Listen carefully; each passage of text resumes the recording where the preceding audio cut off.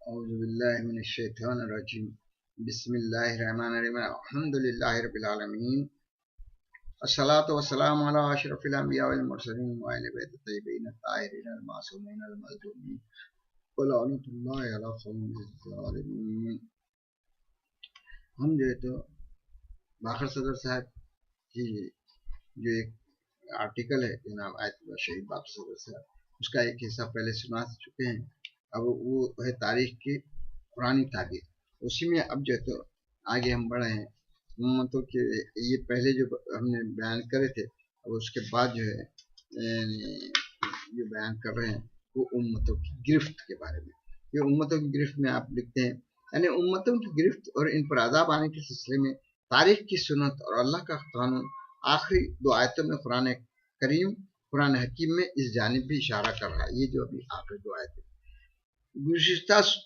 اگر اللہ سبحانہ و تعالیٰ لوگوں کے مظالم اور ان کی بدعملیوں پر گرفت کرتا تو زمین پر ایک بھی فرد متناسب باقی نہ رہتا اور سب کے سب ہلاک ہو جاتے۔ یہاں اس قرآنی تصور کو سمجھنے اور سمجھانے کے دوران ایک مشکل پیش آتی ہے، اور وہ یہ ہے کہ عموماً سب کے سب تو ظالم نہیں، یعنی پورا معاشرہ تو ظالم رہتا ہی نہیں، کیونکہ انہی جاندار اور متحرک مخلوقات میں انبیاء اور ائمہ بھی تو ہیں۔ تو کیا یہ ہلاکت انبیاء اور مومنین میں سے عادل ائمہ پر بھی محیط ہے؟ یہ مشکل اتنی ٹیڑھی ہے کہ بعض لوگ تو اس میں اتنے زیادہ الجھ گئے کہ انہوں نے اس قسم کی آیتوں کو عصمت انبیاء سے انکار کی بنیاد بنا لی۔ حالانکہ حقیقت یہ ہے کہ یہ دونوں آیتیں اخروی عذاب سے نہیں یا دنیاوی عذاب کی ہیں، تو اب بلکہ دنیاوی سزا سے گفتگو کرے۔ گویا یہ آیتیں اس طبعی اور فطری نتیجے سے گفتگو کر رہی ہیں جو کوئی امت اپنے ظلم و طغیان کی سبب حاصل کرتی ہے، اور یہ طبعی نتیجہ جب بھی رونما ہوتا ہے تو معاشرے یا ملت کے افراد میں سے فقط ظالم افراد سے مختص نہیں ہوتا، بلکہ یہ قوم و ملت کے تمام افراد کو ان کی فکری، عملی، جسمانی، روحانی غرض ہر قسم کے اختلافات کے باوجود اجتماعی طور پر گھیر لیتا ہے۔ اسی لیے جب بنی اسرائیل کو ان کے ظلم و سرکشی اور بے غیرتی کے سبب خانہ بدوشی اور جنگل مارے پھرنے کی سزا ملی تو حضرت موسیٰ علیہ السلام بھی ان کے ساتھ ساتھ تھے۔ حالانکہ نہ صرف یہ کہ وہ معاشرے کے سب سے پاکیزہ اور سب سے ذہین شخصیت تھے، بلکہ وہ ظالموں اور طاقتوں سے مقابلے کے لیے میدان میں بھی سب سے بہادر اور شجاع انسان تھے۔ پھر ایسا کیوں ہوا؟ اس لیے کہ حضرت موسیٰ علیہ السلام بھی اسی امت کے ایک فرد اور ایک جز تھے، چنانچہ وہ بھی اس مجازات میں شامل کر دیے گئے۔ جب بنی اسرائیل کے ظلم و ستم کے نتیجے میں یہ طے پایا کہ وہ قوم 40 برس تک جنگلوں کی خاک چھانے، تو حضرت موسیٰ علیہ نبینا و علیہ السلام کو بھی اس کے ساتھ ساتھ رہنے کا حکم ہوا۔ اسی طرح جب مسلمانوں کی گمراہی اور انحراف کے نتیجے ان کو بلا و سزا میں گرفتار کیا ہے تو ان پر یزید بن معاویہ جیسے شخص کو حاکم بنا دیا گیا، جو ان کے مال، جان، عزت، آبرو اور ان کے عقائد و نظریات پر مسلط ہوگا۔ تو جب مسلمانوں پر یہ بلا نازل ہوئی تو یہ فقط اسلامی معاشرے کے ظالموں کے لیے خاص نہیں رہی، بلکہ اس نے امام حسین علیہ السلام کو بھی اپنے گھیرے میں لے لیا، جو اس وقت نہ صرف ملت اسلامیہ بلکہ پورے انسانی معاشرے میں سب سے زیادہ پاکیزہ، ذکی، طیب و طاہر و عادل انسان تھے۔ اور سب جانتے کہ اس بلائے نے معصوم امام کو بھی نہیں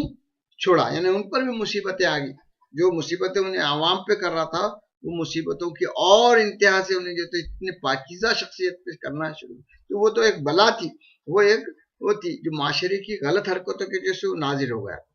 اور وہ نازل ہو گیا تو اس کے ہاتھوں سے جو وہ ہوئی، اس میں امام علیہ السلام سب سے پہلے مبتلا ہوئے۔ آپ کتنے عظیم شخصیت تھے وہ، یہاں پہ یہی بتایا جا رہے ہیں۔ اور سب جانتے ہیں کہ اس بلا نے معصوم امام کو بھی نہیں چھوڑا، چنانچہ وہ خود ان کے چنے ہوئے اصحاب اور ان کے طیب و طاہر اہل بیت علیہم السلام یزید کے ہاتھوں انتہائی بے دردی سے شہید ہو گئے۔ یہ سب سنت تاریخ ہے، سنت تاریخ کی منطق ہے۔ یوں ان آیات اور تاریخی شواہد کے مطالعے سے ہمیں اس تاریخی سنت کا علم حاصل ہوا کہ جب بھی الہی قانون اور تاریخی سنت کے مطابق کسی ملت، قوم، معاشرہ یا گروہ کو کوئی سزا ملتی ہے تو وہ اسی گروہ کے افراد میں سے فقط ظالموں کے لیے خاص نہیں ہوتی ہے۔ یہی سبب ہے کہ قرآن حکیم ایک مقام پر ارشاد فرماتا ہے کہ ایسے فتنے سے بچو جو تم لوگوں میں سے خاص طور سے فقط ان لوگوں تک نہیں پہنچے گا جو ظالم ہیں، اور جان لو کہ بے شک اللہ سخت سزا دینے والا۔ یعنی ایسے فتنے جب ابھرتے ہیں تو اس میں معصوم افراد بھی اور اچھے افراد بھی، پاکیزہ افراد کے اوپر بھی وہ بلاؤں کا اثر ہوتا ہے۔ تو اللہ تعالیٰ سے یہ ارشاد فرما رہا ہے کہ ایسے فتنے سے بچو۔ کوئی بھی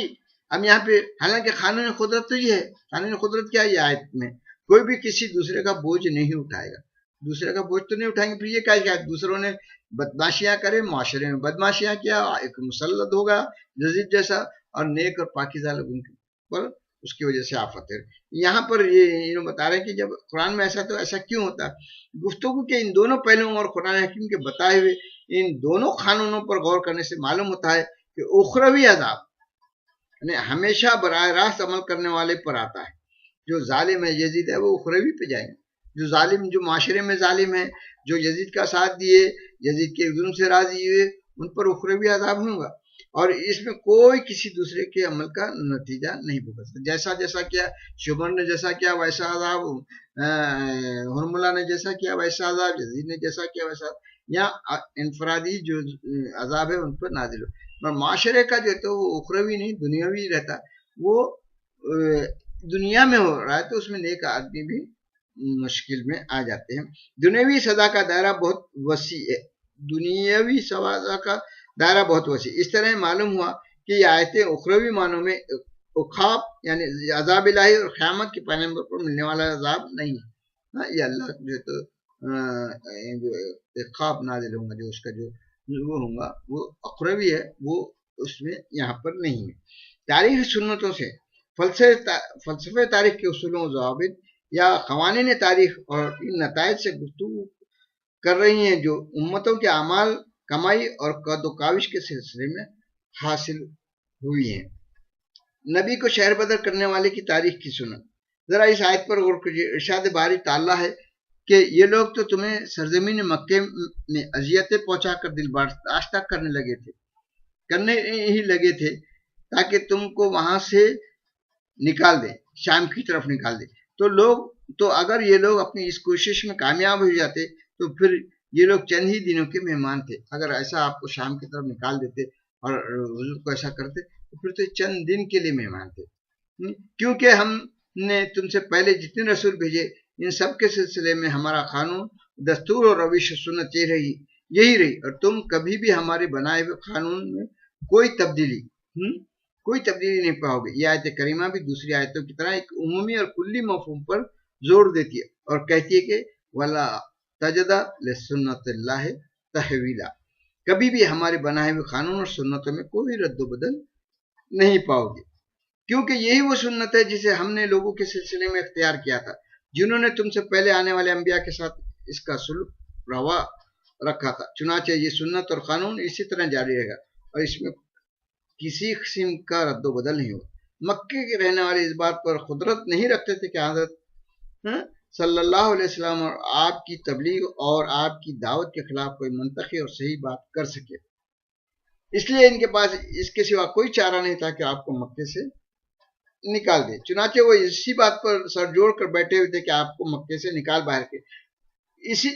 اس پس منظر کے ذیل میں یہ آیت تاریخ کی ایک سنت کی طرف اشارہ کرتی ہے جس کی تفصیل بعد میں بیان کریں گے۔ وہ سنت نبی کو شہر بدر کرنے والے گروہ سے متعلق ہے، اور وہ یہ ہے کہ جب نبی سے مقابلہ اس حد تک پہنچ جائے کہ منکرین اپنے تمام وسائل اور ٹیکنیک استعمال کرنے کے بعد عاجز آ جائیں اور وہ نبی کو اس کے شہر سے نکال دیں تو اس کے بعد وہ زیادہ دیر زندہ نہیں رہ سکتے۔ یہ لوگ چند ہی دنوں کے مہمان ہیں، یعنی یہاں پہ یہ آیت میں یہی بتایا گیا ہے کہ اگر یہ ایسا کریں گے تو چند دن کے یہ لوگ چند ہی دن کے کا مطلب یہ لوگ چند ہی دنوں کے مہمان ہیں کا مطلب یہ نہیں کہ ان پر جلد ہی اللہ سبحانہ و تعالیٰ کی جانب سے عذاب نازل ہو جائے گا، کیونکہ اس سورے کے نازل ہونے کے بعد مکے والے حضرت کو تکلیفیں دیں اور آپ کو ڈرانے دھمکانے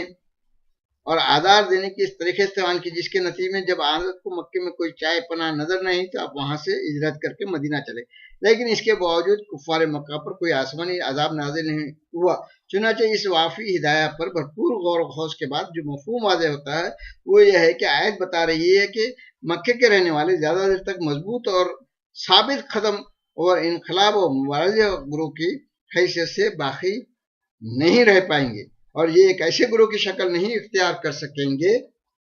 جو بامقصد انقلابی یا باشخصیت افراد پر مشتمل ہوتا ہے۔ چنانچہ یہی اپنی اس موقعیت کے سبب جلد ہی اپنے اعمال کی لازمی نتیجے سے دوچار ہو کر اپنی حیثیت کھو بیٹھیں گے اور یہ تتر بتر ہو جائیں گے، کیونکہ یہ نبوت جس نے اپنے ابتدائی مرحلے میں اس معاشرے کو مباحثے اور علمی میدان میں شکست دے دی، وہ یقینی طور پر بعد کے مرحلوں میں جنگ و جدال اور عملی میدان کے میدانوں میں بھی اس معاشرے کو ذلت آمیز شکست سے دوچار کر دے گی، اور درحقیقت ایسا ہی ہوا۔ چنانچہ حضرت کے مکے سے ہجرت کرنے کے بعد یہ لوگ اپنے آپ کو زیادہ دیر تک نہیں سنبھال سکے، ان کی قوت مقابلہ ختم ہو گئی اور مکہ شجاعت و مبارزے میں اپنی حیثیت کھو بیٹھا۔ چنانچہ ابھی چند ہی برس ہوئے تھے کہ مکہ سقوط کر گیا اور دارالاسلام کا جز بن گیا۔ چنانچہ یہ آیت تاریخ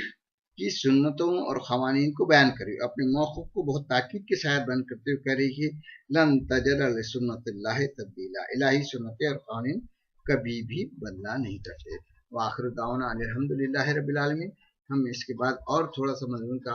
حصہ رہ گیا ہے وہ بعد میں بیان کریں گے انشاءاللہ العزیز۔ آپ سنتے رہیے، اس کو 2 یا 3 حصوں میں تقسیم کر کے میں کروں تاکہ آپ لوگ جو ہے تو اس کو دلچسپی سے سنیں، اور اس کو اور جو ہے تو یعنی تاریخ کتنی ضروری ہے